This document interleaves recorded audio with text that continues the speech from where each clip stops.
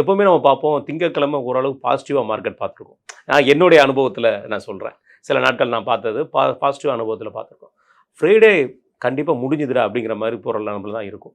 ஆனால் இது அப்படியே உல்ட்டாவா மண்டே அன்னைக்கு நிஃப்டி ஒரு 700 பாயிண்ட் ஸ்டார்டிங்கில் 9 ஓப்பன் ஆகும்போது 700 பாயிண்ட் காலி.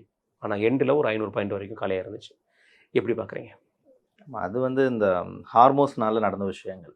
பிகாஸ் நம்ம ட்ரம்ப் ஆல்ரெடி பண்ணுற விஷயங்கள்லாம் உங்களுக்கு தெரியும். ஆமாம். அந்த பிளாக்கேஜை கிரியேட் பண்ணுறாரு. இப்போ சீஸ்ஃபயர் பண்ண உடனே அப்போ அந்த சாட்டர்டே அண்ட் சண்டே இந்த நேரத்தில் இவங்க லெபனானை தாக்குறது இந்த மாதிரியான பிரச்சனைகள் இருந்தப்போ வெரி கிளியராக உடனே அந்த சீஸ்ஃபயரை ரிமூவ் பண்ணுறாங்க. இந்த ஃப்ரைடே மண்டே டியூஸ்டேன்றது இது ஒரு ஒரு ரொட்டேஷனல் கேம் மாதிரி ஆயிடுச்சு. ஆமாம். வெள்ளிக்கிழமையான பிரச்சனையை உருவாக்குறது, சனி ஞாயிறு அந்த பிரச்சனையை பீக்குக்கு கொண்டு போகிறது, அதுக்கு அடுத்த நாள் மார்க்கெட்டை பழையபடி கண்டிஷனுக்கு கொண்டு வந்து நிப்பாட்டிடுறாங்க. அதில் நம்ம வந்து இன்வெஸ்டர்ஸ் கூட பிரச்சனை கிடையாது, அந்த ட்ரேடர்ஸ் நடுவில் மாட்டிட்டு ரொம்ப கஷ்டப்படுறாங்க.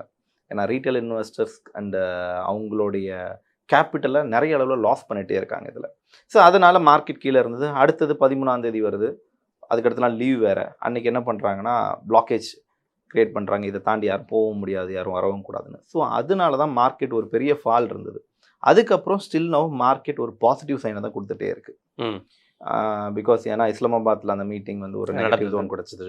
இப்போ கரண்ட்டாக மார்க்கெட் வந்து ஒரு ஓகே ஃபைன் பிரச்சனை எல்லாம் முடியுது அப்படின்னு நேற்று ஆல்ரெடி ஃப்ரைடே வந்துருச்சு, பிரச்சனை எல்லாம் முடியுது அப்படின்னு இருக்காங்க. இந்த மீட்டிங்க்கு அப்புறம் என்ன நடக்குது, இவங்களுக்கு தெளிவான முடிவுக்கு வராங்களா?